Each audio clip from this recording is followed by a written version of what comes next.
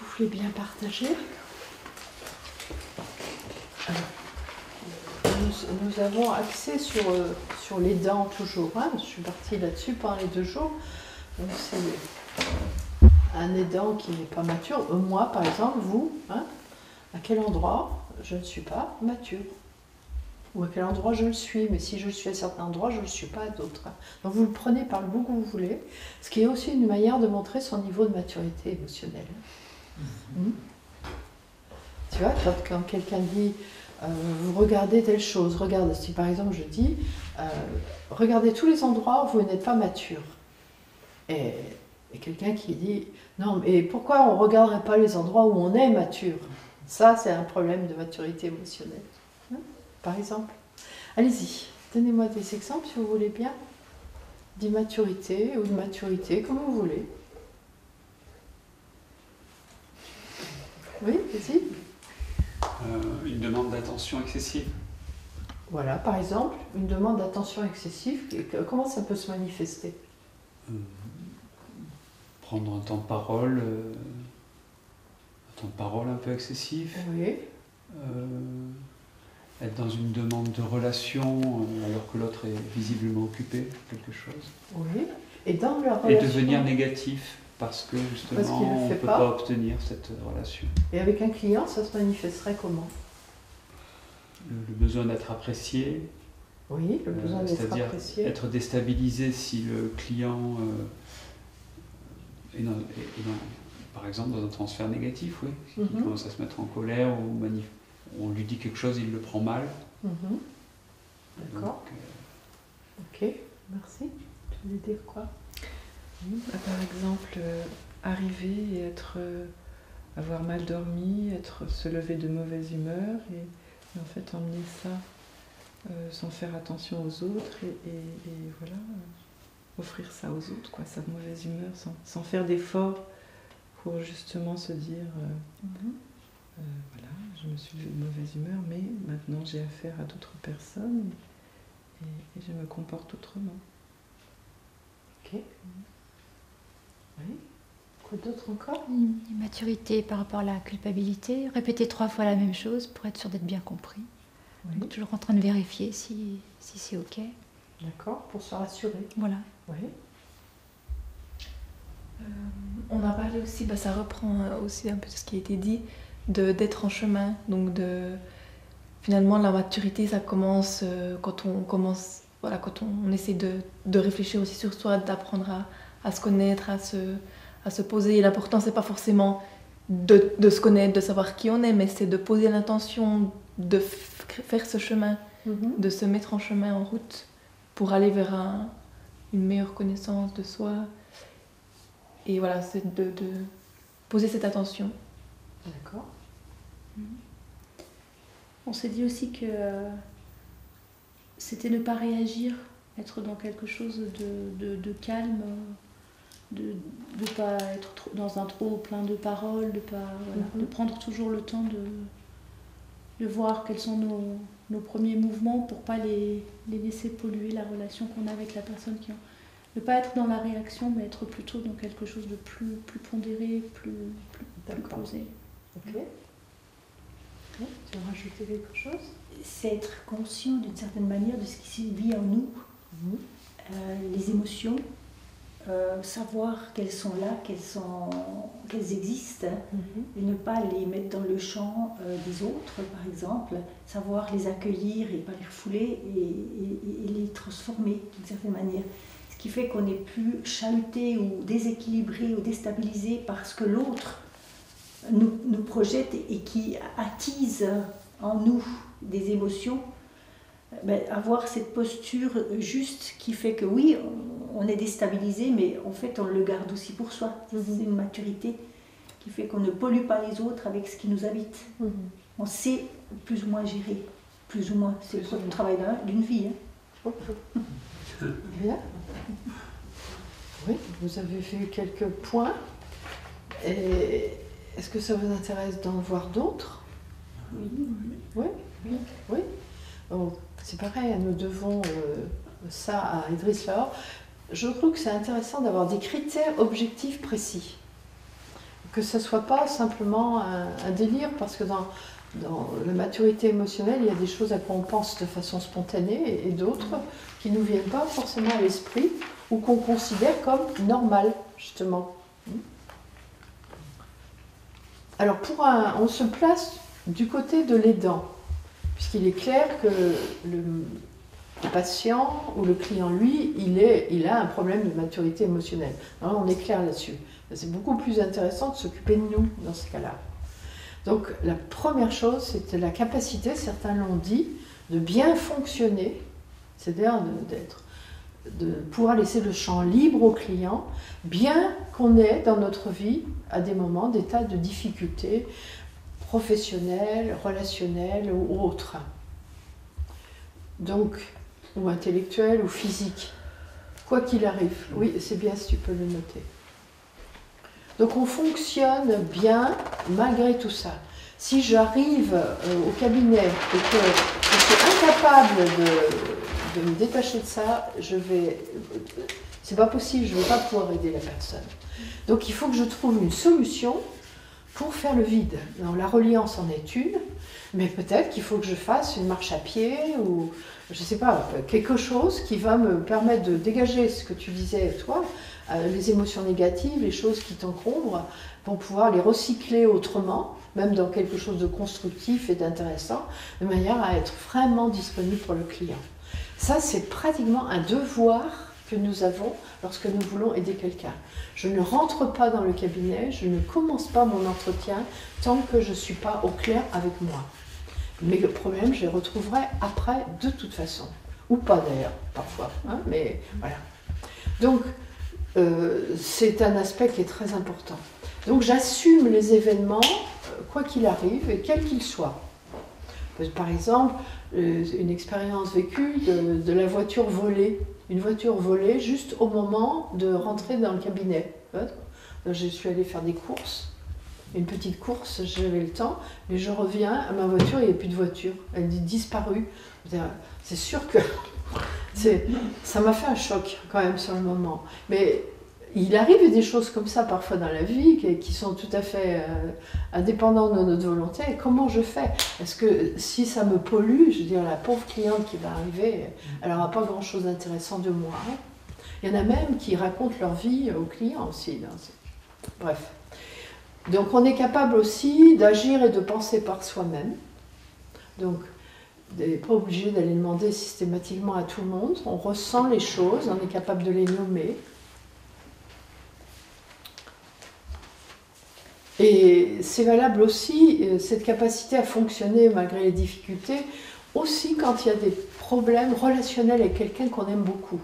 Si vous êtes disputé avec votre mari, votre mère ou un de vos enfants, et que vraiment ça vous a bien pris la tête, il faut que vous trouviez une solution quand vous arrivez au cabinet pour que ce soit réglé, pour l'avoir mis de côté, que ça soit réglé, sans le refouler, mais l'avoir mis de côté. Ensuite, ça c'est le premier aspect de la maturité émotionnelle. Il y en a 7 aspects. Après, le deuxième aspect, c'est la capacité qu'on a de changer. Et une chose qui est évidente, on ne peut pas changer en restant le même. D'accord. Il y a des gens qui veulent bien changer. Enfin, ils le disent. Mais quand on leur propose de changer, en fait, ils veulent pas, ils veulent rester comme ils étaient avant. Ça ne marche pas. C'est valable pour nos clients, mais c'est valable pour nous aussi. On ne peut pas changer en restant accroché à ce qu'on est. Donc, ça a l'air simple, mais ça ne l'est pas aussi. Ça veut dire que quand on veut avancer, évoluer, à lâcher prise à beaucoup de choses. À nos croyances, à nos façons de faire, à nos habitudes, à plein de choses, qu'elles soient physiques, qu'elles soient matérielles, qu'elles soient émotionnelles ou relationnelles. Il n'y a pas moyen de changer sans changer ses habitudes. Je n'ai pas trouvé le mode d'emploi, moi, si vous le trouvez, vous me direz, mais je ne sais pas faire. Et principalement les attitudes automatiques. Je pense là, c'est un peu pour te rejoindre dans un autre exemple, ça rejoint un peu l'éthique de langage, ou les tics tout court d'ailleurs, les gestes mécaniques qu'on peut avoir. Les types de langage, ben, celui qui est très connu, c'est quoi? C'est entre chaque mot. Bon, il y a des clients, ça les rend fous hein, quand un thérapeute parle comme ça. Ou certains types de langage où c'est toujours le même mot qui se répète. Alors il y a des gens qui vont répéter par exemple 35 fois dans une séance le même mot, par exemple le mot intéressant. Et en ce moment, il y a un mot que je suis en train de repérer qui est très utilisé dans les réunions où on n'a pas beaucoup de temps. C'est-à-dire que chacun a très peu de temps pour s'exprimer. Je le vois en entreprise aussi, hein, parce que je travaille en entreprise. C'est le mot juste. Attends, juste un petit moment. C'est juste une phrase. J'ai juste besoin de ça. Et ça, c'est la boîte où tout est très stressé. Je n'ai pas besoin qu'il me raconte une histoire. Au bout de 2 minutes, quand j'en ai entendu 5 ou 6 dire juste, je sais que dans cette boîte, c'est vraiment speed. Ils sont montés sur ressort et qu'ils n'ont pas le temps. Il faut qu'ils s'occupent de gérer leur temps autrement. Et il y a des petits mots comme ça qui sont révélateurs de plein de choses. Il faut aussi les repérer chez nous, parce que si certains mots vous les répétez, en principe ils sont inconscients, et peut-être vous aurez la chance d'avoir quelqu'un qui vous le dit, qui vous le renvoie. Il faut vraiment faire un travail là-dessus, parce que c'est significatif de quelque chose. Pas normal de tout le temps répéter les mêmes mots. Et vous vérifierez que dans votre vie, c'est par période. Vous avez des périodes où vous avez toujours le même mot qui revient, et puis hop, ça disparaît, puis il y en a un autre. Ça correspond à quelque chose dans votre vie en même temps. Venez pas encombrer la séance de ça. Laissez l'autre le faire s'il veut, parce que ça va vous servir, c'est un matériau pour vous. Mais vous évitez. Voilà. C'est ce qu'on appelle les types de langage ou les tics de langage et d'attitude aussi. Peut-être vous en aurez repéré les uns chez les autres. On verra tout à l'heure, peut-être on vous demandera si vous avez repéré ces types d'attitudes. Le plus connu, c'est quand même les gens qui disent un mot et qui font... ma coiffeuse, comment elle fait, la petite Jeanne, l'autre jour j'ai compté. Elle dit... qu'est-ce qu'elle disait? Je ne sais plus là maintenant. Je vous le retrouverai tout à l'heure. Ensuite, la troisième, donc là c'était la deuxième. La troisième, la capacité d'accepter les événements ainsi que les personnes que nous côtoyons. Alors ça c'est un monde. Hein. Non? Accepter les gens et les événements comme ils sont. Quoi qu'il arrive. Ça, c'est facile à vérifier chez nous. Et il y a peut-être des choses que nous acceptons facilement, d'autres pas du tout. Voilà, des choses qui nous paraissent anormales à nous et normales à d'autres. Vous en avez des comme ça chez vous? Quoi, par exemple? Qui vous mettent en colère? Ou des types de personnes? Les gens qui râlent. Les gens qui râlent, ça qui met en colère? Ça me met en colère. Ouais. Paradoxalement, parce que ça... Bah oui. Voilà. Ça te met en colère, les gens qui râlent. Voilà, c'est ça. Tu râles contre les gens qui se mettent en colère. Intérieurement. Je ne manifeste jamais extérieurement. Ouais. Ça te brasse à l'intérieur. Ça éveille la colère, j'aime pas ça. Ouais. Donc je travaille dessus. Ils sont en retard. Ah, toi, c'est ça, les gens qui sont en retard. Oui, c'est exaspérant. Hein. C'est pas poli en plus. Oui. Quoi d'autre? Moi, ceux qui laissent traîner des choses partout. Ah, ceux qui laissent traîner les choses partout, ça t'énerve. Ouais. Rien qui t'énerve, toi? Si. Quoi d'autre? Déjà des choses qui ont été dites, le retard, effectivement hier aussi je me suis rendu compte que j'étais un peu énervée parce qu'il y avait des choses partout dans la chambre. Et puis Catherine est dans ma chambre. Et puis d'autres encore. Je sais plus maintenant comme ça ne vient pas. Ça reviendra. Voilà. En tout cas, nous avons tous une liste très longue qui ne vous arrive pas à l'esprit là tout de suite, mais vraiment qui est très très long. Un travail que vous pouvez faire, c'est de faire la liste de tout ce qui vous énerve chez les autres, chez les gens et dans les situations qui sont particulièrement pénibles. Attendre au restaurant, par exemple, vous aimeriez être servi tout de suite, ou dans une queue, quand vous attendez quelque chose. Enfin, il y a plein de choses agaçantes. Oui, tu veux dire? Formation professionnelle, les gens qui n'anticipent pas. Les gens qui n'anticipent pas, Parce qu'on les voit, on ne peut pas leur dire, on voit... Voilà. vous arrive. Voilà, et ça c'est très agaçant. En tout cas, ça fait partie des critères de maturité. Ça ne veut pas dire qu'il n'y a pas une réaction quand même au départ, mais je suis capable de la gérer et de la canaliser. C'est quand même la différence. Il y a certaines personnes, quand quelque chose ne va pas comme elles veulent, ça les rend malades des jours, des mois et parfois des années. C'est ceux-là qui viendront vous voir justement. Mais comme vous aurez réglé ces problèmes, tout ira très bien. Ensuite, la capacité d'entrer. Alors ça, c'est très intéressant aussi, d'entrer en relation avec comme résultat une satisfaction réciproque. C'est ça le côté intéressant. Parce que des personnes qui rentrent en relation facilement, il y en a des tonnes, hein, mais la satisfaction réciproque, il faudrait poser la question à celui avec lequel ils viennent de passer une heure. Peut-être que ça sera un peu différent. Non, vous voyez? Oui. Il y a des personnes comme ça, je suis allée au resto, j'ai passé une soirée formidable. Alors, on a discuté, on a parlé de choses hyper intéressantes, on a échangé, tout ça. Ok, vous allez voir l'autre. Écoute, elle n'a pas arrêté de parler. J'ai pas pu en placer une minute. Je veux dire, bah oui, c'était intéressant pour l'une, mais elle avait oublié qu'elles étaient deux. Voilà. Alors ça, c'est une question à se poser aussi. Peut-être vous pouvez le ressentir parce que quand vous passez un certain temps avec quelqu'un et que vous échangez, s'il n'y a que vous qui avez parlé, vous allez sentir qu'il y a quelque chose qui n'est pas juste dans l'équilibre entre donner et recevoir. Et c'est valable dans l'autre sens, où quand vous vous êtes confié à quelqu'un, beaucoup, qu'elle vous a consacré du temps pour vous écouter, et puis que finalement, vous n'avez rien donné de vous. L'autre ressent une frustration. Il n'y a pas d'équilibre entre les deux là. Voilà. Donc ça, c'est aussi une preuve d'immaturité émotionnelle. De se poser la question, est-ce que là, l'autre est bien? Ouais. Oui? J'ai déjà testé. Il y a des gens quand même qui parlent, et je ne parle pas de moi, et il n'y a pas de question qui revient. Oui. Alors l'immaturité, elle est... Je pourrais parler de moi, mais est-ce que ça intéresse l'autre?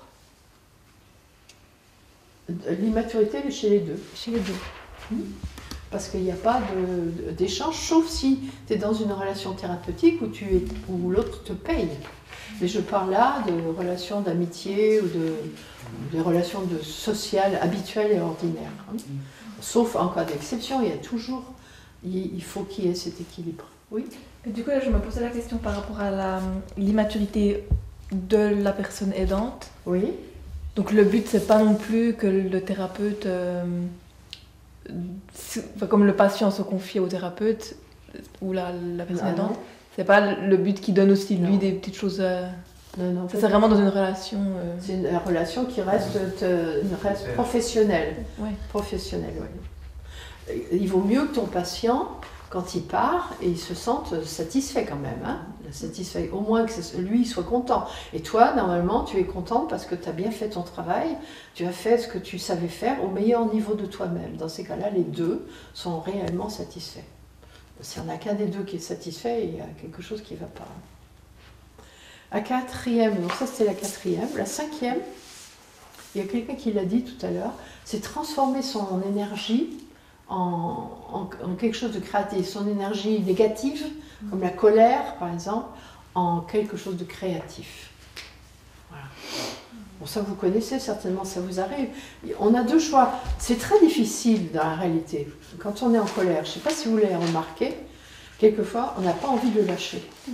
Si quelqu'un vous a fait quelque chose qui vous a énervé, attends, quand même, tu veux plus que je sois zen, quoi. Là, je suis accrochée à ma négativité. Et plutôt que de la transformer en quelque chose, en allant courir, en faisant même un joli plat, je ne sais pas, peu importe, en faisant de la couture ou de la peinture ou quelque chose d'autre, ou taper sur quelque chose, pourquoi pas, je veux la garder. Je n'arrive pas à la lâcher. Ça, c'est vraiment de l'immaturité émotionnelle. Donc regardez les endroits où c'est comme ça dans votre vie, et chez certains, ça dure depuis des années.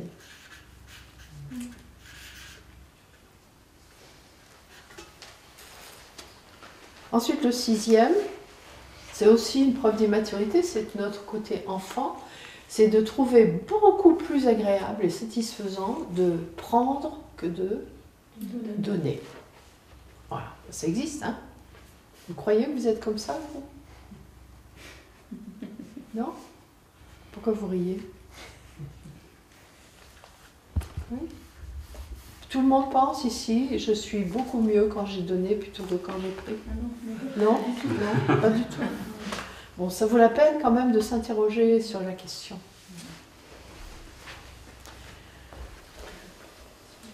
Ça, c'est l'enfant, hein. L'enfant trouve normal, et c'est normal que l'enfant prenne et qu'il n'ait pas cette préoccupation de donner. Ça ne l'est plus chez un être humain adulte. L'être humain adulte, même, souvent, il a même plus de joie à donner qu'à prendre. Mais c'est pas juste non plus de ne faire que de donner et de jamais prendre. Hein. Comment tu dis alors le principe là est intéressant? De prendre que de donner. Mais ça, c'est de l'immaturité. C'est l'immaturité, oui. Donc, Ah oui, donc en maturité, il trouve, ici, trouver plus intéressant. Parce que tu as fait, attends, là c'est la maturité. Là, j'ai marqué les Ah critères oui, de d'accord, tu l'as maturité. marqué en positif. En positif, ouais. D'équilibrer, donner, recevoir. Oui, équilibrer, recevoir et prendre. Tu peux mettre ça. Plus intéressant. Tu enlèves plus intéressant, Plus tu dis, intéressant. voilà. Tu dis équilibrer, prendre et donner. Il y a un équilibre entre... Donner et prendre, voilà. Parce autrement, là, on passe à quelque chose de négatif, on va rester un peu dans la même logique.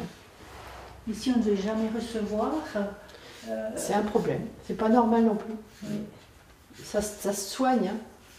Mais il y a des personnes qui ont beaucoup de mal à recevoir. Elles se sentent pas dignes, coupables ou pas intéressantes. Par contre, donner, là, il n'y a pas de souci. Et c'est vraiment un problème qui est lié à l'enfance, c'est une préoccupation d'enfance et c'est vraiment un problème d'immaturité. Il y a beaucoup de personnes qui sont comme ça, particulièrement les métiers d'aide, d'ailleurs. Que ce soit thérapeutique ou sur les infirmières, dans le domaine de la santé, vous en avez beaucoup qui sont avec cette problématique-là. Il y a même des personnes, quand vous leur offrez un cadeau, elles sont mal, hein. Ça leur fait pleurer, elles se sentent mal à l'aise. Quand vous leur demandez qu'est-ce qui te ferait plaisir, elles ne savent pas quoi vous dire, elles ne se sentent pas bien. Et si vous vous êtes cotisé pour lui offrir quelque chose, la personne sera illégitime complètement de le prendre. Tu connais ça peut-être, hein? Voilà. Donc ça, c'est un problème d'immaturité. Et certains clients viendront vous voir pour ça, parce qu'ils perdent même leur relation amicale, affective à cause de ça. Quelqu'un en a assez, quoi, de toujours être celui qui reçoit et qui n'a jamais la possibilité de donner. Non, non, toi tu fais, mais moi j'ai pas besoin, quoi. Moi j'ai jamais besoin. Ben non, c'est quelque chose qui ne va pas. Je ne te laisse pas le pouvoir de me faire du bien. Je ne te laisse pas la possibilité de me donner quelque chose. C'est très violent dans la réalité. Non? C'est vraiment quelque chose de l'ordre de la violence, ça. Hein? Et puis la dernière chose, alors là, c'est sublime, c'est être libéré de toute tension et d'anxiété. Ce qui est notre cas à tous, évidemment.